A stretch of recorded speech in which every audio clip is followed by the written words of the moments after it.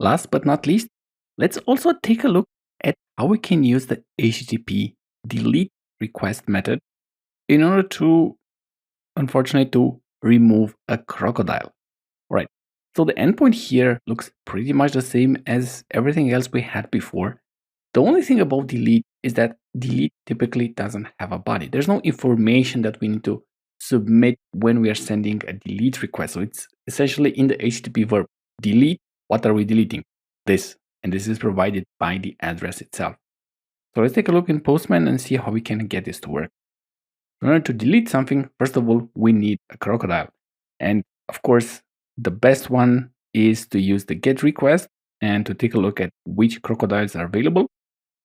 And for the GET request, of course, we also need a valid token. So let's grab the latest token. I'm going to go ahead and copy it. I'm going to replace it here. So this is a valid ID. And we can simply go ahead and open up a new tab. We probably already have the exact same ID here. We can just double check again. Okay, so this would be the endpoint that we need to use. And instead of get, we're going to select here delete and paste the address here. Let's also bring authentication to this one as well. So we're going to select here bearer token. I'm going to make sure that we have a valid token. Here is the delete request, copying the token, putting it inside.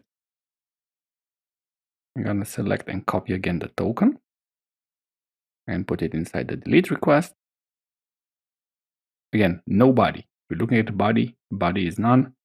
You don't need to submit any other headers. What we're getting back here is status 204. Status 204 means no content. There's nothing there.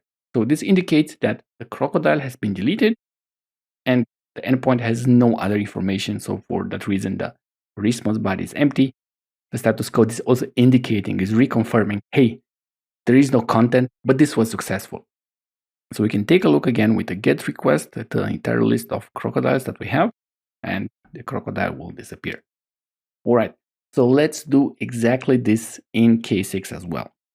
So this request would be very similar to a GET request in order to get a crocodile. So we can simply go ahead and duplicate the GET request. I'm going to put it here right at the end. So instead of delete, I'm going to start here writing del. So there's no delete, there's only del. This will be the HTTP delete request.